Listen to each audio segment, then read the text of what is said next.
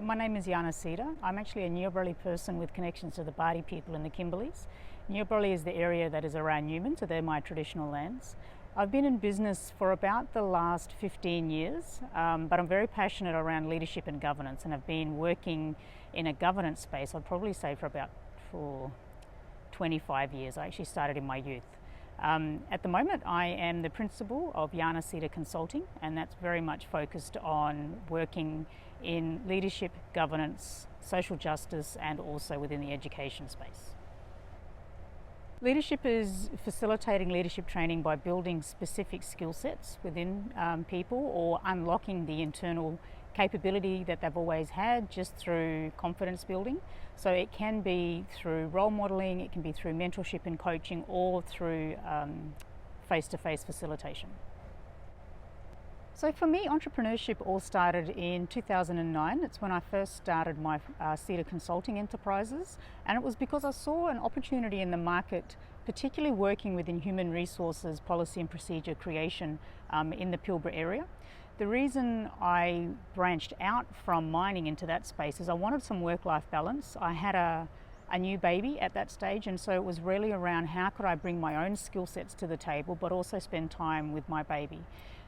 From that, I've grown by investing in different businesses, becoming a part owner of what is Australia's largest privately owned Indigenous management consulting business, and now stepping out back into my own sole trading business. So entrepreneurship to me unlocks the opportunity for you to drive your own aspirations and your own goals and do things on your own terms.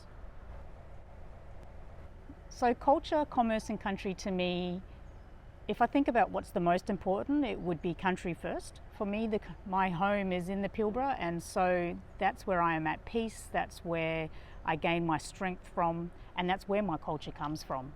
I make sure that I have authentic engagement in everything that I do, and so I walk in three worlds: my cultural world, my Western world under Western legislation, but then also the space where they kind of overlap. So if you think of a Venn diagram, there's a space in the middle that's kind of a grey area. So that's the space where I have to navigate quite difficult terrains, because there are competing tensions and competing expectations.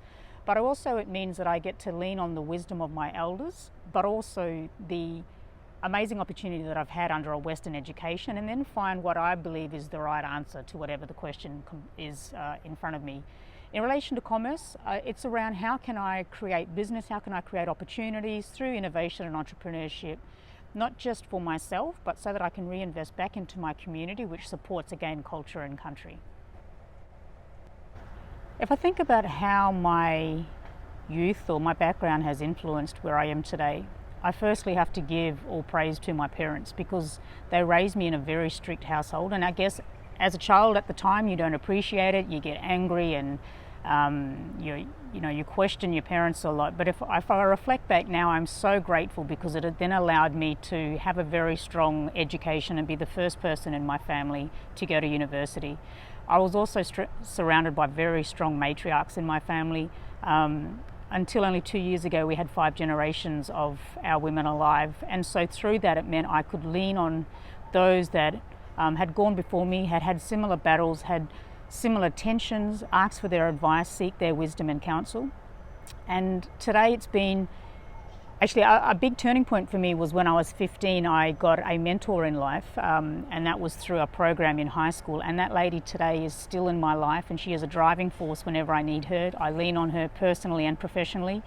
Her background is very much finance and governance, and I probably wouldn't have taken on a governance direction without a lot of her coaching and support. So I guess some quick tips there for countrymen that want to get into entrepreneurship is, don't ever stop dreaming. You know, as we're always telling kids to dream big, but as adults we then seem to put barriers on those dreams. All I say is dream big, because you can be anything.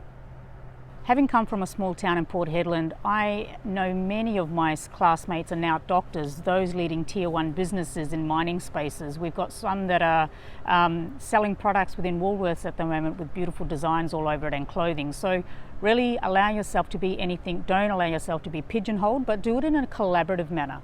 There are so many opportunities where we can work together rather than compete, and I think the strength of our economy is in having that unified voice and being supportive with one another.